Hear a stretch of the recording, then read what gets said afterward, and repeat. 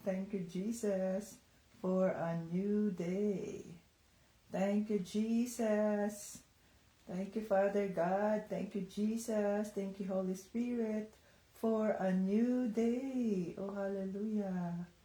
Panibagong umaga na naman na ako ay makapagsilbi sa inyo, Panginoong Jesus. Salamat, Lord, sa iyong kabutihan. Salamat, Jesus. Oh, hallelujah. Jesus. Thank you, Lord, sa iyong kabutihan. King of Kings and Lord of Lords. Salamat, Lord. At kami ay nandito na naman upang ikaw ay aming sambahin. Upang ikaw ay aming pasalamatan. Ikaw ay aming sambahin. Oh Jesus, thank you, Lord. You are always good at all times. Sinasamba ka namin, pinasasalamatan ka namin. Salamat, Lord Jesus. Salamat, Lord, sa lahat ng iyong kabutihan. Thank you, Jesus, sa iyong kabutihan, Lord. Thank you, Jesus. Oh, hallelujah, Jesus. Praise the Lord, Jesus Christ, King of Kings and Lord of Lords. Thank you, Jesus. Thank you, Jesus, sa iyong kabutihan, Lord. Salamat, Panginoon Jesus. Salamat, Lord Jesus. Hallelujah. Yes, it's Tuesday morning here in Houston, Texas. Tuesday. Hallelujah. We love Jesus. Team Jesus. Yes, Lord. Thank you, Jesus.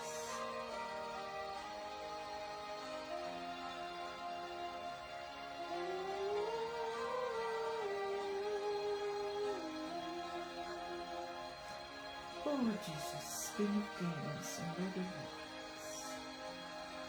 Thank you, Jesus. Thank you, Jesus. Ang batayan ng ating pananampalataya, John 3:16. For God so loved the world that He gave His only begotten Son, that whosoever believe in Him will not perish, but have everlasting life. Happy moments! Praise the Lord Jesus Christ. Difficult moments, seek the Lord Jesus Christ. Quiet moments, worship the Lord Jesus Christ. Painful moments, trust the Lord Jesus Christ. And every moment, thank the Lord Jesus Christ. Hallelujah. It's another day to serve the Lord. Today is Tuesday morning here in Houston, Texas. Thank you, Jesus. Ayan. Ipalakpak natin ang ating mga kamay.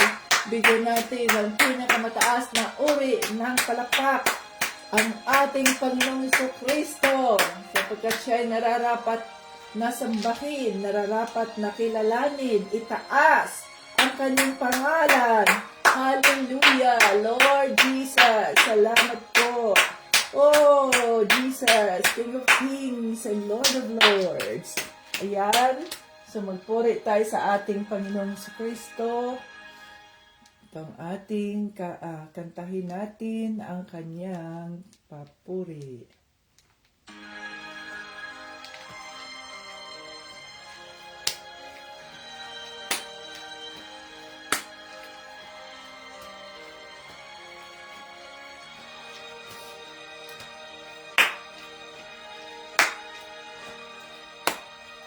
Pagising sa umaga, kay ganda, kay ganda, kay ganda ng mundong ginawa niya.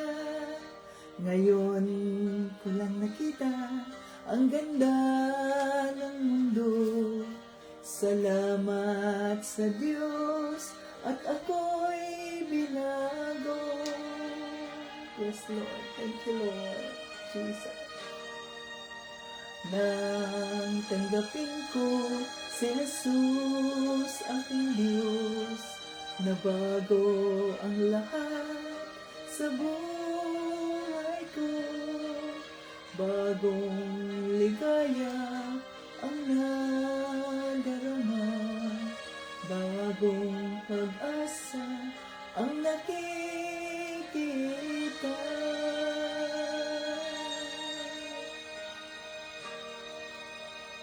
Lahat ay aking ibibigay pati aking buhay upang purihin siya.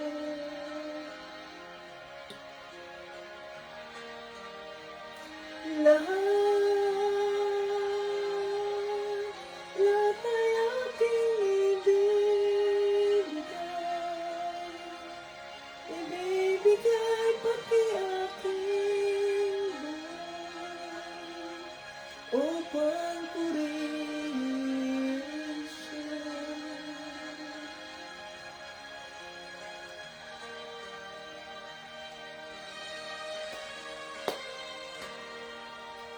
Nag-uumapaw ang aking saya, pagmamahal niya ang nadarama, kay ganda ng buhay na nasa kanya. Purihin ang Diyos, purihin si Jesus.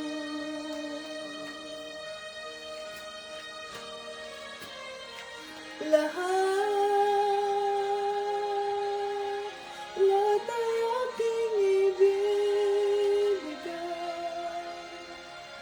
ibibigay pati aking buhay upang purihin siya.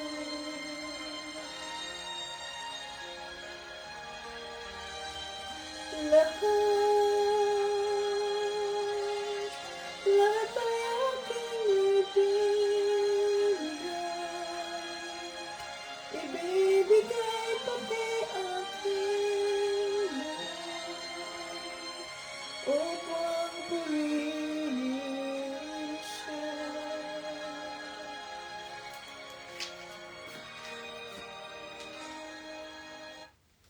Ayan, hallelujah, Lord Jesus. Sinasamba ka namin sa Espiritu at sa katotohanan. Kinikilala namin ang iyong kapangyarihan sa pangalan ng Diyos Ama, ng Anak, ng Espiritu Santo. Maraming salamat at kami ay nandito na naman upang pakinggan ang mensahe ng banal na Espiritu. Andito kami nagpapakumbaba sa trono ng iyong kaawaan, Panginoong Kristo. Linisin mo ang aming mga isipan, ang aming mga puso at gawin mo kaming karapat-dapat sa iyong presensya. Oh, hallelujah. Hallelujah. Holy Spirit, we welcome you in our midst today. Let's welcome the Holy Spirit. Come, Holy Spirit, I need you now. I need your anointing, come in your power. I love you, Holy Spirit. You captivated my soul, and every day I learn to love you more.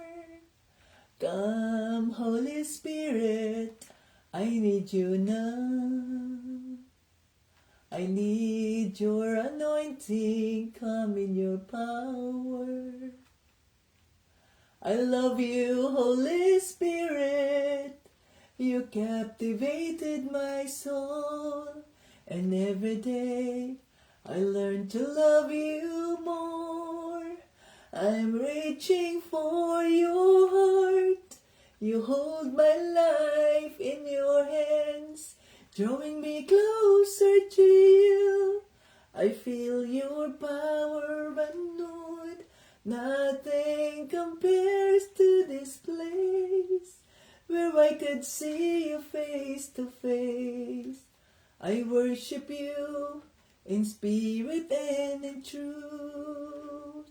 I'm reaching for your heart. You hold my life in your hands, drawing me closer to you. I feel your power unknown. Nothing compares to this place where I could see you face to face. I worship you in spirit and in truth. We worship you in spirit and in truth. Hallelujah. Sinasamba ka namin sa Espiritu at sa katotohanan, Diyos Ama. Diyos Anak, Diyos Espiritu Santo. Holy Spirit, we welcome you. Dinideklara namin na ang live na ito ay holy, sanctified by the blood of Jesus. At itago mo po ang iyong lingkod sa krus ni Panginoong Kristo na hindi ako makikita. Kundi ang makikita ay ang kabutihan ng Diyos Ama, ang kanyang kaawaan, ang kanyang pagmamahal na walang hanggan. Oh, hallelujah. Thank you, Jesus. Thank you, Jesus. Lahat ng ito ay aming pinasasalamatan, hinihiling at lahat ng papuri at parangal ay aming ibinabalik sa Diyos Ama sa pangalan ni Jesus. Amen! Ayan. Welcome dito sa ating live Facebook joiners, Facebook viewers, and YouTube viewers. Ngayon ay Tuesday morning here in Houston, Texas, March 4, 2025. This is Tita Vits, fresh from the bed. Hallelujah. Thank you, Jesus, sa kanyang kabutihan. Okay. So, kumusta ang inyong mga araw? Natin ang okay. Anong oras na? Yehey! Maaga tayo. Salamat sa Diyos. At ako'y maaga para maaga rin tayong makatapos at hindi ako ma-stress sa aking trabaho, oras na aking pagtrabaho. Nung nakaraang araw, Lunes, ay dito tayo sa 1 Corinto 10, verses 1 to 13, no? Mga babala sa pagsamba ng mga Diyos. So, natuto ba tayo sa mensahe ng banal na Espiritu? So, ano man ang ating mga Diyos-Diyosan dyan, maaring ang Diyos-Diyosan natin ay hindi yung mga nilikha ng tao, no? Kundi ang ating Diyos-Diyosan ay yung nasa puso natin, kung ano ang binibigyan natin ng importansya sa ating buhay. So kung ano man yung mga binigyan natin ng importansya sa ating buhay, no? Importansya sa ating buhay, mga ka-Team Jesus, na mas binigyan pa natin ng panahon, mas marami pang oras kaysa sa Diyos. So, yan ay ating Diyos-Diyosan. Okay? So, at tinuruan din tayo ng banal na Espiritu, in-encourage tayo ng banal na Espiritu doon sa 1 Corinthians chapter 10, verses 13, na ang sabi doon ay, no temptation has overtaken you except what is common to mankind, and God is faithful. He will not let you be tempted beyond what you can bear. But when you are tempted, He will also provide a way out so that you can endure it. Ayan. So, kung tayo man ay nasa pagsubok na yan, ang Diyos ay magpapadala ng kanyang tulong upang mapagtagumpayan natin ang mga pagsubok na yan. Kung hindi tayo susuko, no? sa ating pananampalataya kay Panginoong Hesukristo. Kaya kumapit tayo sa ating pananampalataya kay Kristo. Manahimik tayo sa Facebook, magpuri tayo. Ang nasa Facebook natin ay puro pagpupuri sa Diyos. Hindi tayo ang makikita, kundi ang makikita ay ang kabutihan ng Diyos, ang kanyang mga pangako, ang kanyang mga salita. Yun ang gawin natin sa Facebook. Ano man yung mga personal nating mga personal nating daing, mga personal nating pinagdadaanan, yon ay ating isurrender, isuko sa Diyos. Hindi doon sa Facebook na iiyak-iyak ka pa dyan. Ay nako, nagiging overacting katuloy. Na? So, tandaan natin kung may mga may mga relatives tayo na pinakita ng Diyos dyan, mga friends ninyo dyan sa Facebook na parang mga artista na meron pang mga emojing iyak. No? So, i-minister ninyo yan dahil obligasyon ninyo yan, mga pamilya ninyo yan. Sisingilin tayo ng Diyos dyan sa kanilang mga kalag o sa kanilang mga kaluluwa. Kung hinahayaan lang natin, mag-love lang kayo dyan, mag-care lang kayo dyan, hindi yan sapat. Kailangan na kung tayo ay mag-minister sa ating pamilya o sino paman, gamitin natin ang salita ng Diyos. Ito sa 1 Corinto, chapter 10, verses 13, yan, makapangyarihan ang salita ng Diyos, kaya yon ang ating gamitin. Hindi lang yung mag-love ka dyan, mag-care ka dyan. Anong halaga ng love at care dyan? Wala man dyan ang salita ng Diyos. Subalit pag ang salita ng Diyos ang ating ibinahagi, yon ang makapangyarihan. Hindi ikaw ang gagalaw doon sa salita ng Diyos, kundi ang banal na Espiritu, sapagkat nasa pangako ng Diyos yan sa kanyang salita na hindi babalik sa Diyos ang kanyang mga salita, na hindi mangyayari ang plano niya sa buhay ng isang tao na yan. Kaya gamitin ang salita ng Diyos kung tayo ay mag-comfort sa isang tao, kung tayo ay mag-encourage sa isang tao. Yan ang paalala ng Diyos sa atin. Okay? Ayan, so dito na tayo. Tuloy tayo sa 1 Corinto chapter 10 verses 14. So dito tayo sa 14. So ngayon ay 3, 4, 25, 14. Hanggang sa 33. Hanggang sa 33. Mahaba siya. Okay, basahin na natin. Kaya mga minamahal, huwag kayong sasamba sa mga Diyos-Diyosan. Sinasabi ko ito sa inyo bilang mga taong nakakaunawa. Kaya pag-isipan ninyo ang sinasabi ko. Sa tuwing nagtitipon tayo bilang pag-aalala sa kamatayan ni Kristo, may iniinom tayo na ating pinasasalamatan sa Diyos, at may tinapay din tayong hinati-hati at kinakain. Hindi ba't pakikibahagi ito sa dugo at katawan ni Kristo?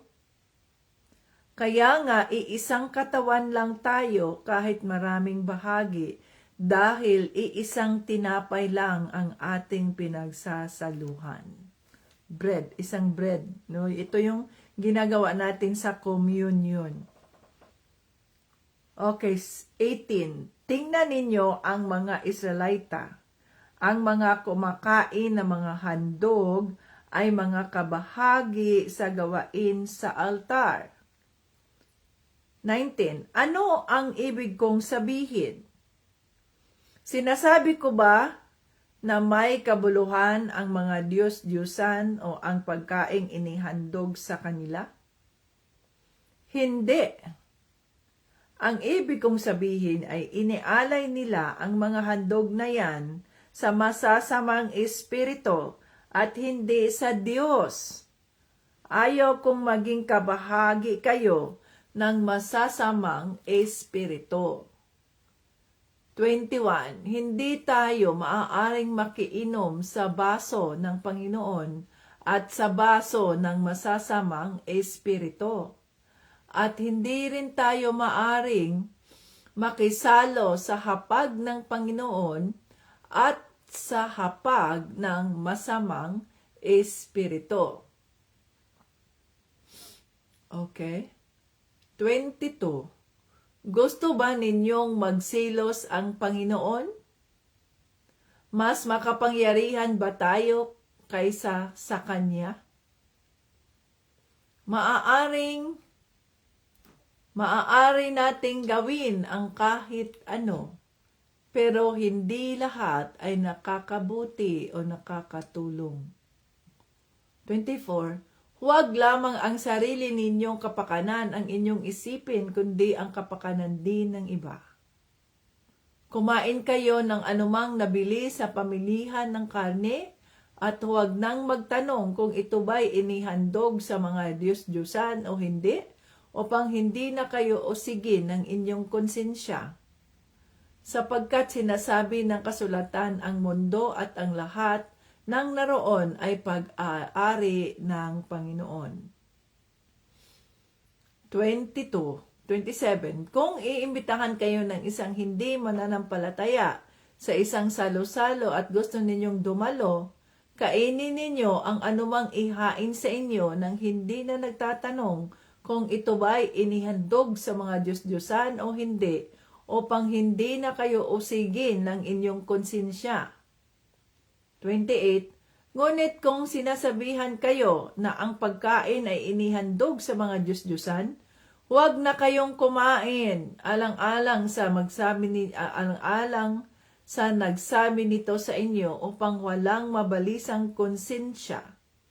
Hindi ang inyong konsensya ang ibig kong tukuyin, kundi ang konsensya ng inyong kapwa.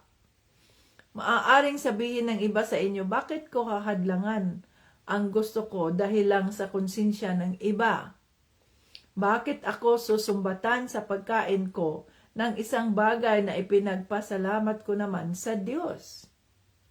Ito ang maisasagot ko riyan. Anuman ang inyong gawain, kumain man o uminom, gawin ninyo ang lahat sa ikapupuri ng Diyos. Hallelujah. Ayan, sa 31 yan mga ka-Team Jesus.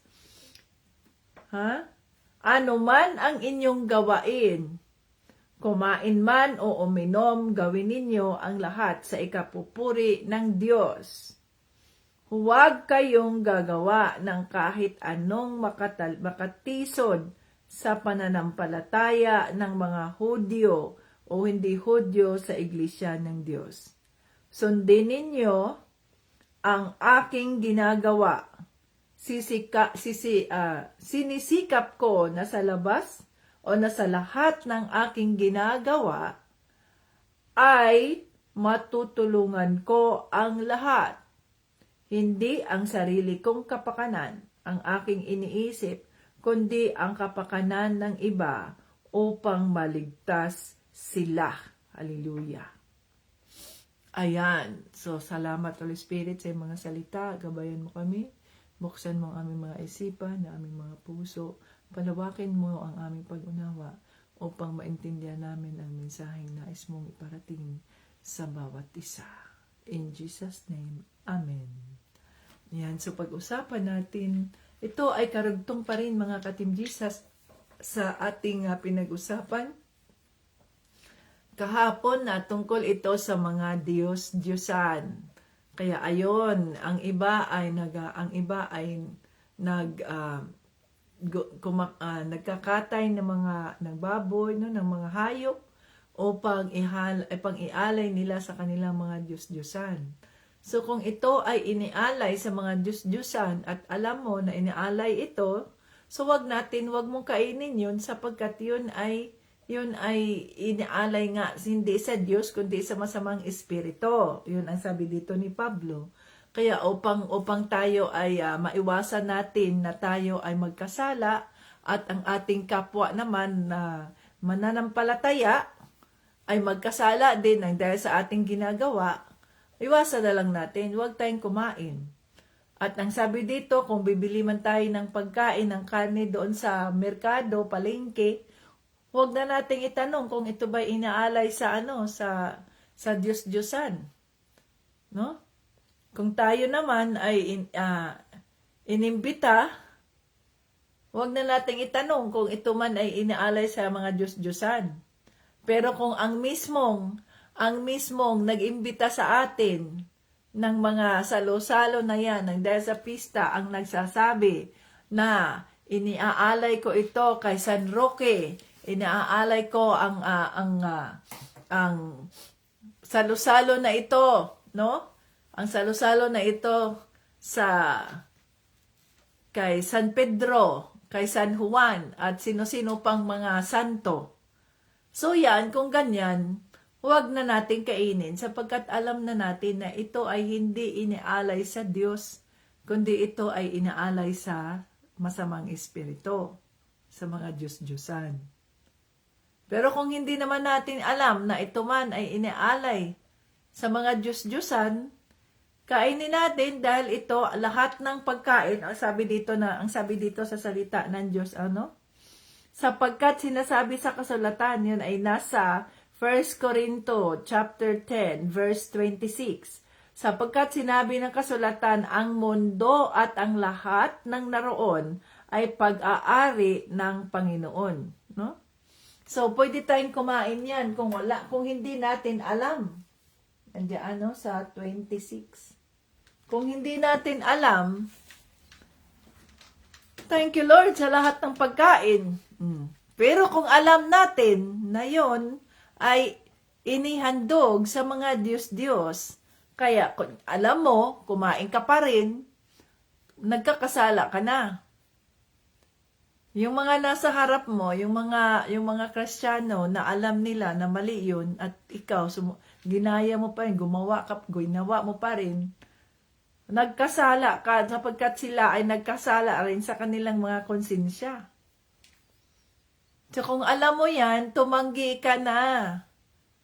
Kasi bakit? We only please one God. Isa lang ang ating piniplease.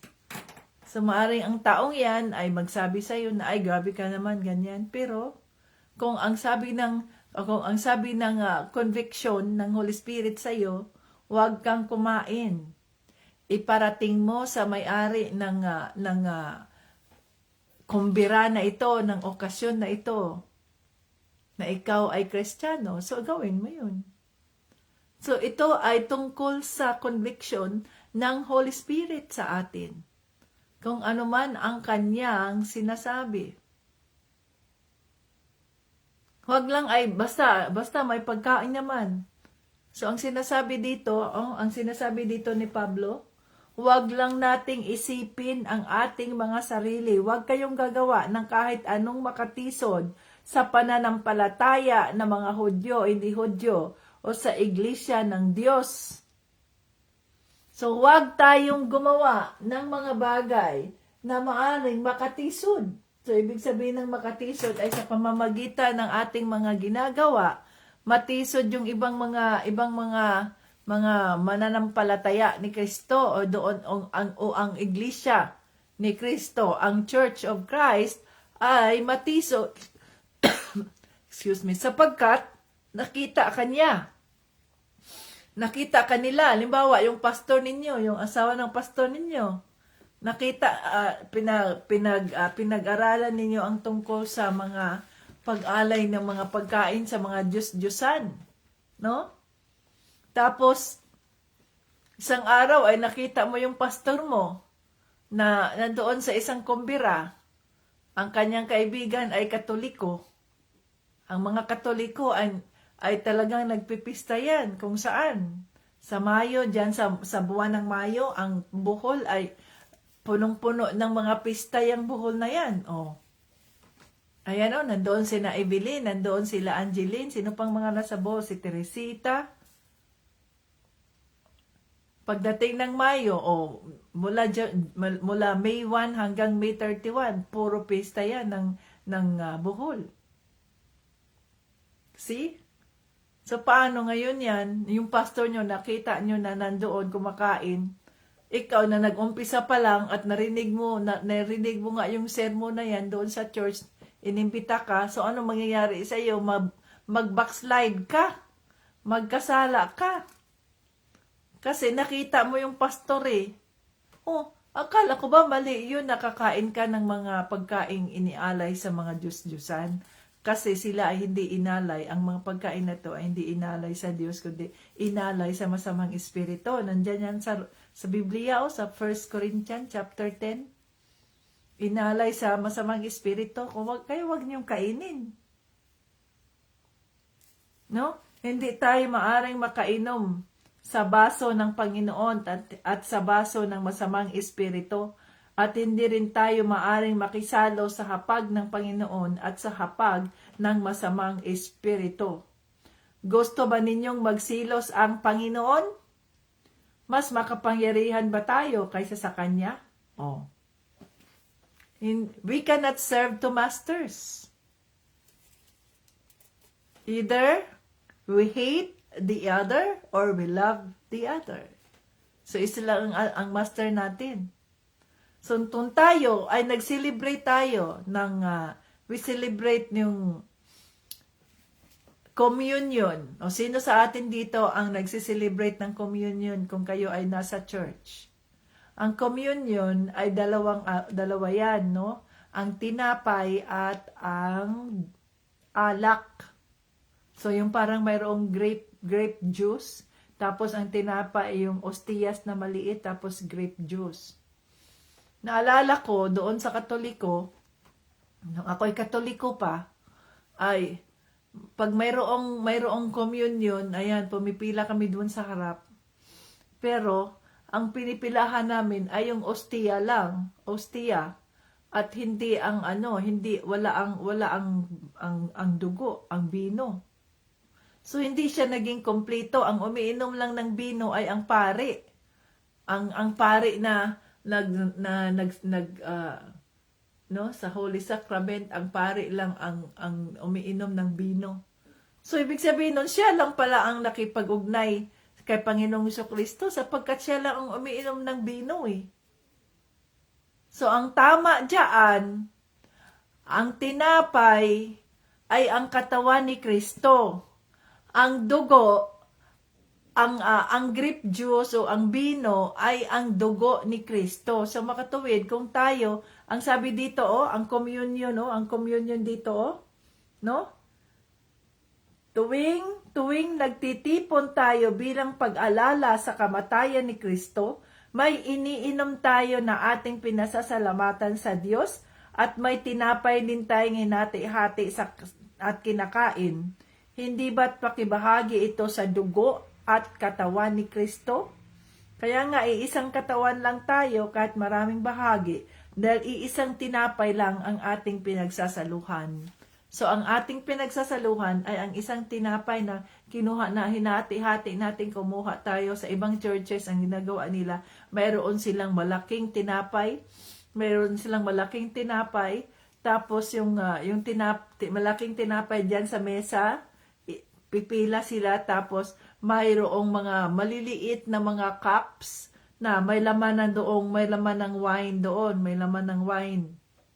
So, ang ginagawa, kagaya na dati doon sa Mosaic, ang ginagawa namin ay kuha ka lang ng tinapay, tapos kuha ka rin ng iyong maliit na lagyanan ng wine. Tapos dalhin mo hanggang sa ang lahat ay makakuha na ng tinapay. Tapos yung pastor, saka pa siya magpasalamat sa Diyos. Ito yung bino at ang tinapay bilang representation ng katawan ni Kristo at ng dugo ni Kristo. So kung tayo ay kakain ng tinapay at kung tayo ay iinom ng bino na iyon ay nangangahulugan na tayo ay ako at nakipag-isa tayo kay Panginoong Jesucristo. No? Tinapay at bino o kaya grape juice ang dapat na sabay. Hindi lang yung tinapay ang ating kinakain, kundi pati na ang Diyos na nagrepresent sa dugo ni Kristo. So yun dapat ang ating gagawin kung tayo nakipag-commune sa ating Panginoong Kristo. Kaya kung sino-sino sa inyo dito na kayo'y mga Kristiyano at hindi pa rin kayo nakapag-commune, no?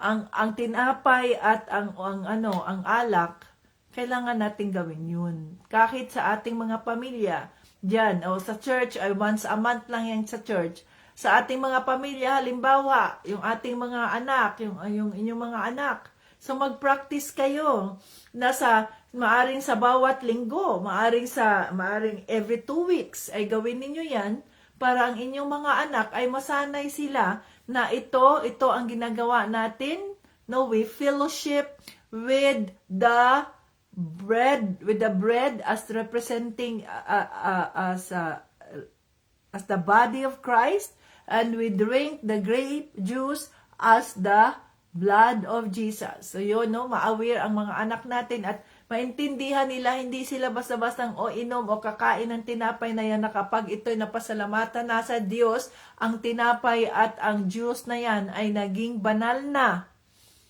No, naging banal na yon at hindi yan pwedeng paglaruan. No, hindi pwedeng paglaruan. So yan, pwede natin gawin yan. Halimbawa, kung kayo ay mayroong mga sakit, kung kayo ay nakakaranas ng mga sakit, ang communion, mga ka-Team Jesus, ay mahalaga. Kung gusto ninyong maranasan ang kagalingan ng inyong mga katawan, ay makipag-commune kayo, mag-commune kayo araw-araw as you pray na sa pamamagitan ng communion na yan, ng tinapay na yan, at ng bino na yan, no, ng grape juice na yan, iyon ang gagamitin ng Panginoon upang malinis ang iyong pisikal na katawan at ikaw ay mapagaling. Ginawa yan ni Tito Bryant nung time na talagang ang sakit ng kanyang likod at yung parang nasa end na siya ng nararamdaman niya at sinabi na niya sa Panginoon, Diyos ko, di ko na kaya to, kunin mo na ako, ang sabi niya.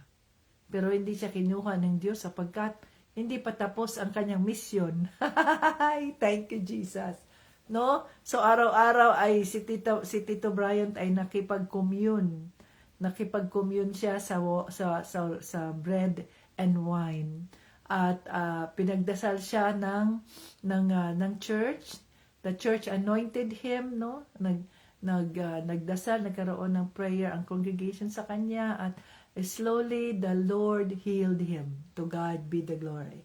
So araw-araw siyang nagko-commune, umiinom ng grape wine at saka yung bread na pinagdadasal siya na gamitin ng Diyos itong symbols ng kanyang dugo at ng kanyang katawan upang malinis ang katawan niya. At ginawa nga yun ni Panginoong Kristo, nalinis siya at parang naging magic ang nangyari kay Tito Bryant, miracle ang ginawa ng Diyos sa kanyang buhay. Nung ang conviction ng Holy Spirit ay sinabing magkaroon ka ng daily communion with the bread and the wine. So ginawa niya yon for a long time at magugulat ka, wow, ano nangyari? Binago siya ng Diyos at pinagaling din si Tito Bryant ng Diyos. To God be the glory. So ganun yun mga ka-Team Jesus, no? So ang communion, sabi nakipag-isa tayo kay Panginoong Kristo. So we are one body in Christ, kahit na hati-hati tayo, kahit na iba-iba tayo, pero isa lang ang ating pinaniniwalaan, isang katawan lang tayo, ang katawan ni Panginoong Kristo, at isang dugo lang tayo, ang dugo ni Panginoong Kristo. Ayan, so nakipag-isa tayo. Hindi kung ang mga kinakain natin ay inaalay doon sa mga Diyos-Diyusan, hindi yun para kay Kristo. Hindi tayo nakipag-isa kay Kristo. Nakapag-isa tayo doon sa demonyo, doon sa masamang espiritu. Kasi inalay man yun sa masamang espiritu. No? Hindi tayo pwedeng kumain noon, lalo na pag may mga nakakakita sa atin, at lalo na aware tayo, alam natin, na ang mga pagkain na yon ay inalay sa mga Diyos-Diyusan. Kaya ako, upang maiwasan ko ang mga ganyan. Hindi ako sumasama dyan sa mga kumbira na yan. Hindi ako, thank you. No? Lalo na pag mga pista na ganyan, I'm sorry. Hindi ako nagsiselebrate ng pista. Oh, we are praying for you. You enjoy the day. Ganyan ang dapat nating gawin at huwag tayong parang mga ipokrita na parang hindi natin alam kung ano ang mga nangyayari sa ating paligid. So dapat tayo ay maging aware, dapat tayo ay maging mapamasid, no? Maging conscious, mapamasid sa ating paligid, lalo na sa ating kapwa Kristiyano. Ang sabi dito, sinisikap ko na sa lahat ng aking ginagawa ay matutulungan ko ang lahat, hindi ang sarili kong kapakanan ang aking iniisip, kundi ang kapakanan ng iba upang maligtas sila. So tandaan natin, anong sinasabi dito, no? Anong sabi dito? Kakain ka man, iinom ka man, ano man ang inyong gawain, yan ay nasa 1 Corinthians chapter 10, verses 31. Ito ang maisasagot ko riyan. Ano man ang inyong gawain, kumain man o uminom, gawin ninyo ang lahat sa ikapupuri ng Diyos. So kung kakain tayo, iinom tayo, gawin natin to sa ikapupuri ng Diyos. O paano tayo makapagpupuri ng Diyos kung ang kinakain naman natin ay inialay sa mga masamang espiritu? Paano tayo makapagpupuri sa Diyos kung ang kinakain naman natin ay hindi naman yun healthy, puro naman yun sugary, basta kay satisfied, ano ba yun, indulge, yung mga yan. Tapos inom ng soft drinks na, ang laki, nauuhaw ako, kaya soft drinks, umiinom ka, ang iniinom mo, nakakapuri ba yan sa Diyos? No? Hindi nakakapuri sa Diyos.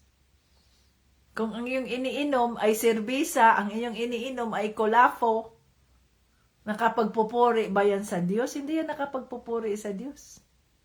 Bakit? Sinisira din natin ang ating mga katawan. Alam na natin ang ating katawan, hindi tayo ang nagmamay-ari sa ating katawan. Ito ay pagmamay-ari ng Diyos. At ang banal na espiritu ang naninirahan sa ating mga puso, sa makatuwid, kailangan nating ingatan, kailangan nating maging cautious sa anumang ating mga gagawin because we are no longer free of the things we want to do. Hindi na tayo malaya sa mga ginagawa natin dati. Dahil tayo na nga ay mga alipin na ng Panginoong Jesucristo. Ano sinasabi ni Pablo? Kagaya ng ginagawa niya, sinisikap niya. Sinisikap niya sa lahat ng aking ginagawa ay matutulungan ko ang lahat. Hindi ang sarili kong kapakanan ang aking iniisip, kundi ang kapakanan ng iba upang maligtas sila. Ang kapakanan ng iba na ang ating iniisip upang maligtas sila at hindi na ang ating sariling kapakanan. Sa makatuwid, maging cautious tayo, hindi yung cautious na, hoy, baka ano ang sasabihin nila sa akin ng ganito, ganyan. Hindi yun. Kasi we don't please anyone. I don't care kung anong sasabihin niyo sa akin.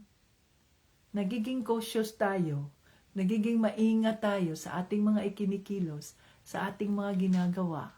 Dahil nga, tayo ngayon ang living witnesses ni Panginoong Jesucristo. So kung tayo ang living witnesses ni Panginoong Jesucristo, dapat ang makikita sa atin, mga ka-Team Jesus, makikita sa atin ay ang pag-uugali ni Panginoong Jesucristo. Hindi ang dati nating pag-uugali na ako ito. No, hindi ikaw yan. Ikaw yan nung hindi mo pa kilala si Panginoong Hesukristo. Pero nung tinanggap mo na siya, nung nakilala mo siya, nung nakipag-covenant ka na sa Kanya, ibig sabihin nun, covenant agreement, nakipagsundo ka na sa Kanya, na ang iyong katawan, ang iyong kaluluwa ay hindi na sa'yo, kundi isinuko mo na sa Diyos, binalik mo na sa Diyos, na siya na ang bahala sa'yo, na siya ang gagalaw sa buhay mo, ang banal na espiritu ang gagalaw sa buhay mo.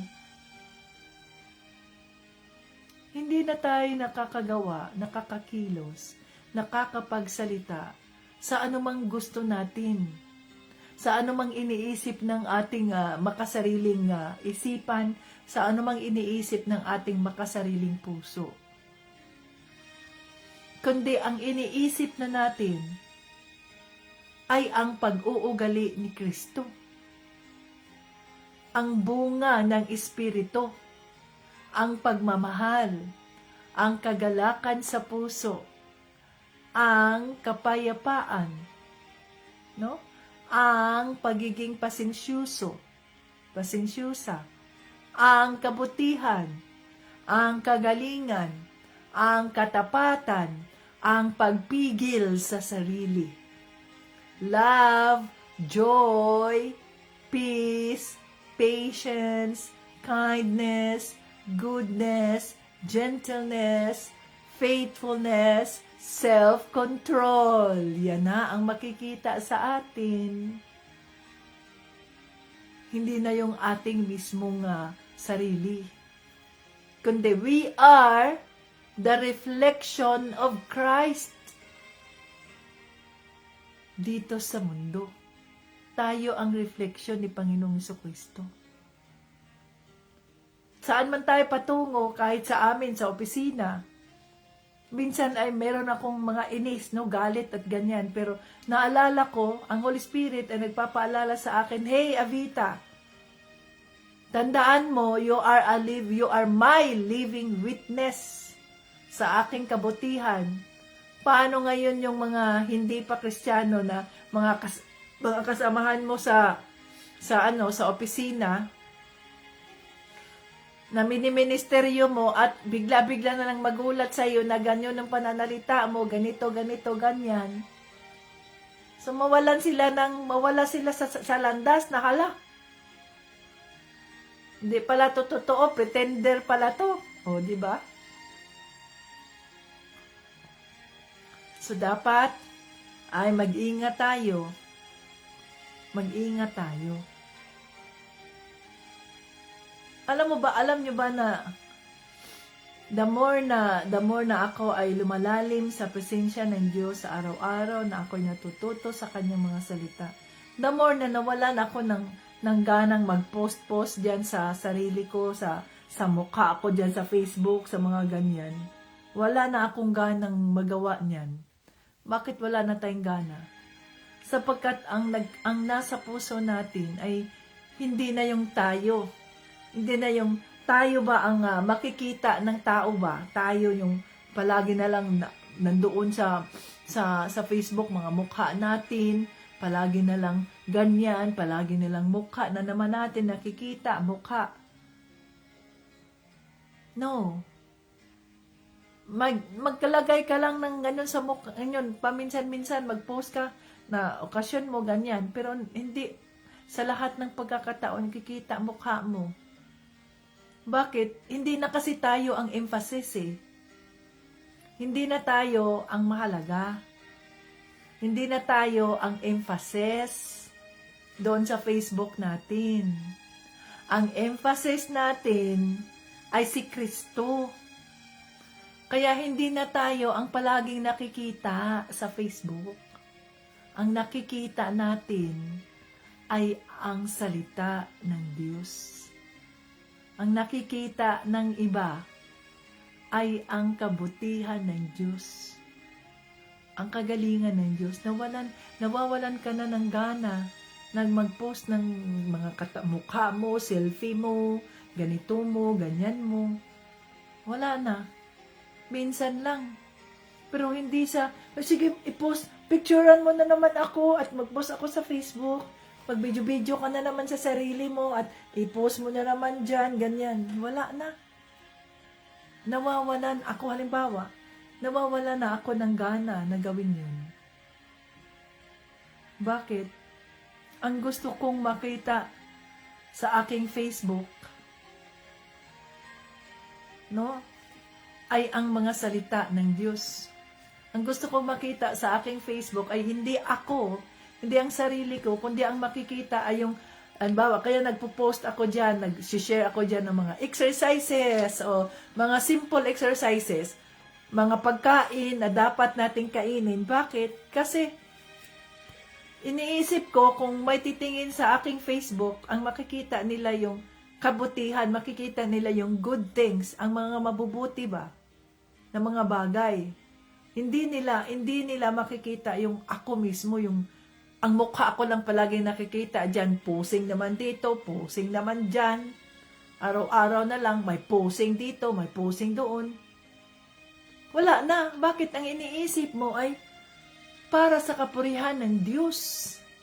Ang Facebook mo ay para sa kapurihan ng Diyos. Para sa katawan mo, na nang sa ganoon, pag may titingin sa Facebook mo, ayan, ay mga exercises. So, natuto rin sila, ay ganito dapat kasi masakit yung likod ko, masakit yung ganyan ko, di mag-exercise ako, gayahin ko nga ito. Ginagawa ko rin yun, gayahin ko. Nasa opisina ko, ay, oo nga, kailangan kong gawin to, ginawa ko. Bakit? Iniisip ko, ang aking katawan ay templo ni Panginoong Jesucristo. Sa makatuwid, kailangan kong ingatan yun, kailangan kong disiplinahin ang aking sarili, ay oo nga, kailangan kong mag-exercise, kailangan kong i-stretch ang aking likod, dahil ilang oras na akong nakaupo, ilang oras na akong nagtrabaho dito, kailangan kong gawin to, kailangan kong gawin yan. Hindi na yung sarili mo ang palaging nakikita dyan sa Facebook mo. Sabi nila, kaya nga Facebook face mo yun. No. Kung tayo ay mga Kristiyano na, ang makikita sa ating Facebook ay ang mukha ni Panginoong Jesucristo. So pagtitingin sila sa aking Facebook, ang makikita nila, puro mga kabutihan, puro mga yung mga para sa katawan, mga pagkain na nakakabuti, ang mga mabubuting bagay. Kasi kung ano yung mga mabubuting bagay, yun ang ating i-reflect.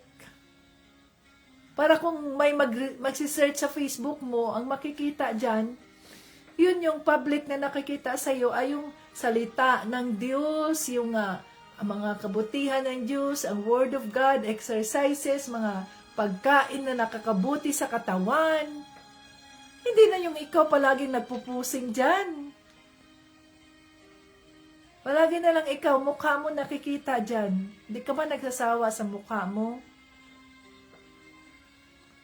Ipakita mo dyan ang mukha ni Kristo, ang kanyang mga salita,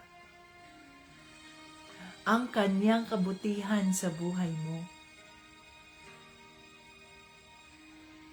Okay? Grabe naman to si Tita Brits. Hindi na lang pala ako pwedeng mag-picture sarili ko. Hindi naman yan mag-picture sa sarili mo, mag-post ka dyan. Huwag mong kalimutan na pasalamatan ang Diyos sa kagandahang ibinigay ng Diyos sa buhay mo. No? Sa mabuting pangangatawan. Pero kung araw-arawin mo naman yung pagpipicture mo sa sarili mo dyan, palagi na lang ikaw nakikita, palagi na lang ikaw, sa isang araw, ilang beses ka mag-post dyan ng mukha mo, ng video mo. Hindi na si Kristo pinapakita mo dyan. Hindi na si Kristo pinopromote mo dyan sa Facebook mo. Kundi ikaw, kulang ka sa pansin. Gusto mong pansinin ka ng taos, ng lipunan, ng media. Kulang ka sa pansin kahit na hindi tama na kinunan mo ng video yung isang bagay na yun, kahit wala kang permiso na kunan ng video yung mga taong nag-aaway dyan, o mga ganito, ganyan, kinunan mo pa rin para may views ka, para may may revenue ka. Hindi naman yun tama. You are violating the right of these people, their privacy of these people. No? So, hindi ganun ang mga Kristiyano, mga ka-Team Jesus. Nirirespeto natin ang ating mga kapwa. Nirirespeto natin ang iba. Hindi tayo kumukuha ng video ng mga taong hindi nila alam na kinunan sila ng video at pinost mo pa doon sa ano mo na akala mo kung ikaw nagmamay-ari ng mga buhay nila. No.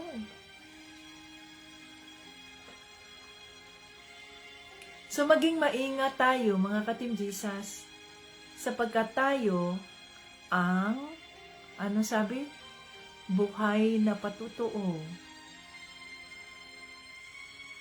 sa kapangyarihan ng Diyos, sa kapangyarihan ni Panginoong Kristo sa mga buhay natin.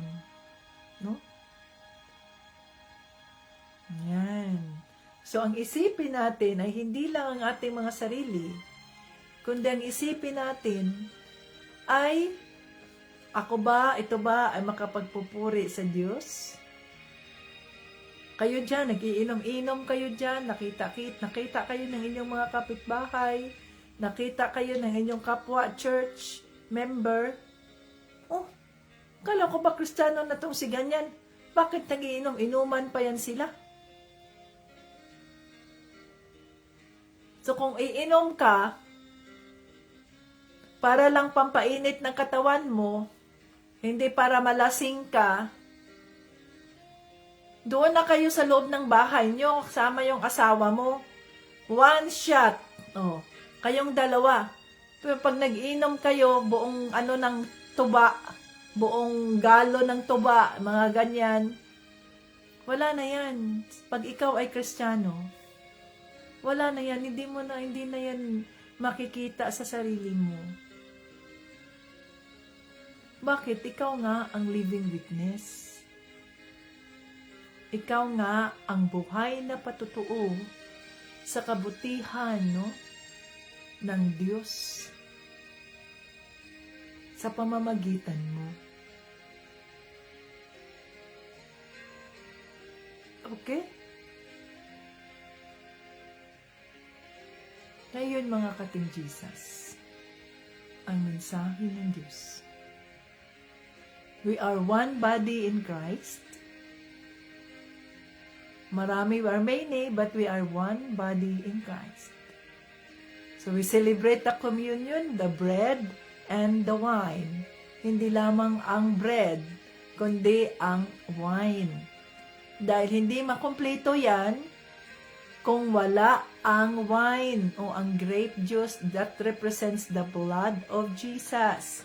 Kailangan nandoon yun, ang bread and wine. Sabihin mo, ay pwede pala kaming mag-celebrate ng bread and wine sa bahay? Yes! Kasi fellowship nga yan eh. You as a family. So tinuturuan ninyo ang inyong mga anak na ganito ang ginagawa natin.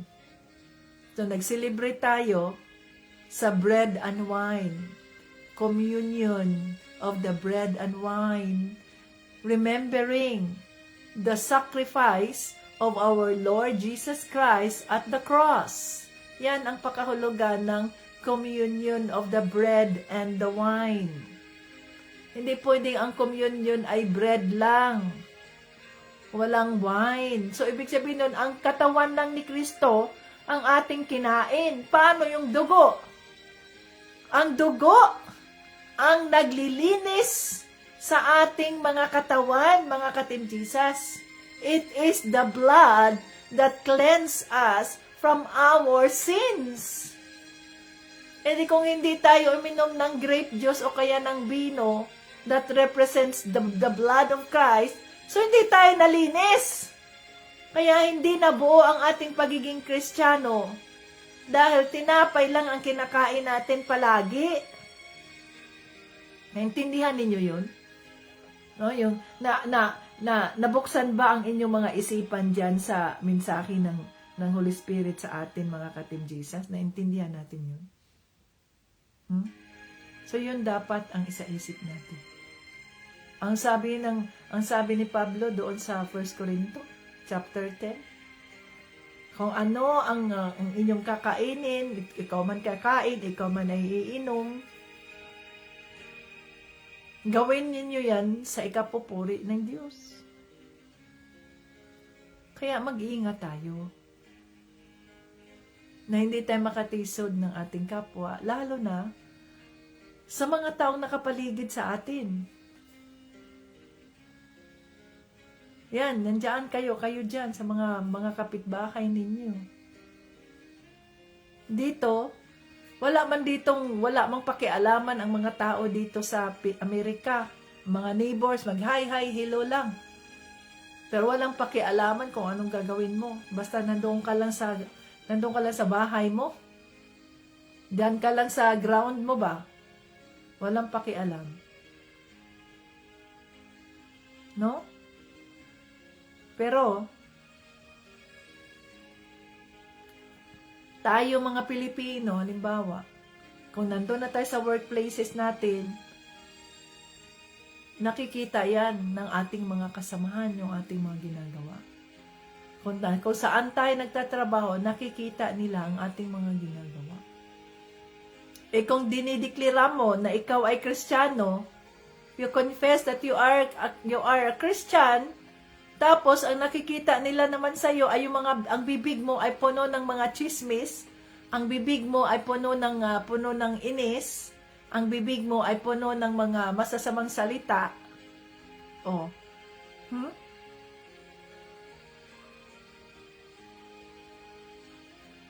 Paano ka naging living witness ni Panginoong Jesucristo? Hindi ka naging living witness. Ikaw ang naging kahiya-hiya na Kristiyano. Kahiya-hiya ka na Kristiyano sa harap ng Diyos sapagkat dala-dala mo ang banner ni Jesus Christ. I am a born-again Christian. Dala-dala natin ang banner ni Jesus Christ. Tapos opposite ang ating ginagawa sa pagiging Kristiyano. Mananagot tayo dyan. Hindi naman ibig sabihin, paano ngayon yan? So wala na pala akong kalayaan nito. Wala na akong kalayaan na gawin kung ano ang mga gusto kong gawin. Yes! We are no longer free from what we want to do. But we have freedom in Jesus. The true freedom. Ang tunay na kalayaan ay nasa kay Panginoong Jesucristo. Ang tunay na kagalakan ay nasa kay Panginoong Jesucristo, hindi sa mundo. Malaya na tayo doon sa tanikala ng demonyo, sa mga masasamang espiritong pumasok sa atin. Malaya na tayo sapagkat nilinis na tayo ng dugo ni Panginoong Jesucristo. Malaya na tayo doon sa mga kasamaan na yun. Subalit tayo ay alipin niya na sundin ang kanyang kalooban. At ang pagsunod sa kalooban ng Diyos ay hindi dapat pwedeng pilitin. Ang pagsunod sa kalooban ng Diyos ay dapat puno ng galak. Kagalakan sa puso. Here I am, Lord. Send me. Here I am, Lord Jesus. Use me for your purpose and your glory. Oh, hallelujah. Father God, in the name of Jesus, salamat po. Salamat po sa iyong banal na Espiritu. Holy Spirit, thank you. Na binuksan mo na naman ang aming mga puso, ang aming mga isipan. Mas lalong lumalalim ang aming pagkatuto sa iyo. Mas lalong lumalalim ang aming pananampalataya kay Panginoong Jesucristo sa araw-araw na kami ay iyong kinakausap, banal na Espiritu. Oh, hallelujah. Glory to God Almighty alone. Maraming salamat po, Holy Spirit, sa iyong presensya sa bawat isa. saang dako man kami ngayon, nandiyan ka. You are an omnipresence God. You are everywhere. Saang dako ng mundo, nandiyan ka, nakikita mo kami lahat. Maraming salamat at binuksan mo ang aming mga isipan, binuksan mo ang aming mga puso. Patawarin mo kami, Holy Spirit, kung may mga pagkakataon na nakalimutan namin na kami ang mga buhay na patutuo sa kabutihang loob ng Diyos Ama sa mga buhay namin. Salamat sa iyong mga paalala na maging maingat kami upang hindi kami makatisod sa aming mga kapwa Kristiyano at lalo na sa mga taong hindi pa sila nakakakilala kay Panginoong Kristo. Tulungan mo po kami, Panginoong Sus. Tulungan mo kami, Banal na Espiritu. Gabayan mo kami sa araw-araw ng aming mga buhay. Na ipaalala mo sa amin bawat kilos, bawat desisyon, bawat pananalita namin. Ano man ang aming kakainin, ano man ang aming gagawin, ano man ang aming iinumin, Lord, na ito'y makapagpupuri sa iyo, Diyos Ama. Ito ang aming mga katawan. We are no longer on our own. Sinuko na namin sa iyo, Panginoong Kristo, ang aming mga buhay. At kinikilala namin ang Banal na Espiritu, ang siyang naninirahan sa aming mga puso. Na ang katawan pong ito, ang katawan namin, ay templo ng Banal na Espiritu sa makatuwid. Gamitin mo ang aming mga buhay upang sa pamamagitan ng mga buhay namin ay maraming maililigtas na mga katawan, maraming maililigtas na mga kaluluwa para sa kaharian mo, Diyos Ama. Hallelujah. Ano man po ang mga prayer request ng mga kaanakan mong nandito, nakikinig sa mga salita, Lord, let it come to pass for your purpose and your glory. Ano man ang mga pagsubok na aming nararanasan ngayon, alam naming walang pagsubok na ibinigay niyo sa amin na hindi namin makakaya. Lahat ng mga pagsubok na ito ay aming mapagtagumpayan sapagkat ikaw ang aming Diyos. Si Panginoong Kristo ay matagumpay sa cross. Sa makatuwid kami rin ay matagumpay dahil ang aming Diyos na pinaglilingkuran ay matagumpay. Hallelujah sa pangalan ni Kristo. Lahat ng papuri at parangal, pasasalamat ay aming ibinabalik sa inyo, Diyos Ama, sa pangalan ni Jesus at ng Banal na Espiritu. Amen! Hallelujah! Praise the Lord! Jesus Christ! Yahoo! Ayan mga ka-Team Jesus, natuto na naman tayo sa salita ng ating Panginoong Hesus at sa araw-araw ay tayo ay binabago ng Diyos upang sa ganoon ang makikita ng ating taang ng iba sa atin ay ang imahe ni Panginoong Kristo. We will look like Christ sa ating mga sinasabi, sa ating mga sinasalita, sa ating mga ikinikilos. So hanggang sa muli, Jesus loves us. Bye-bye.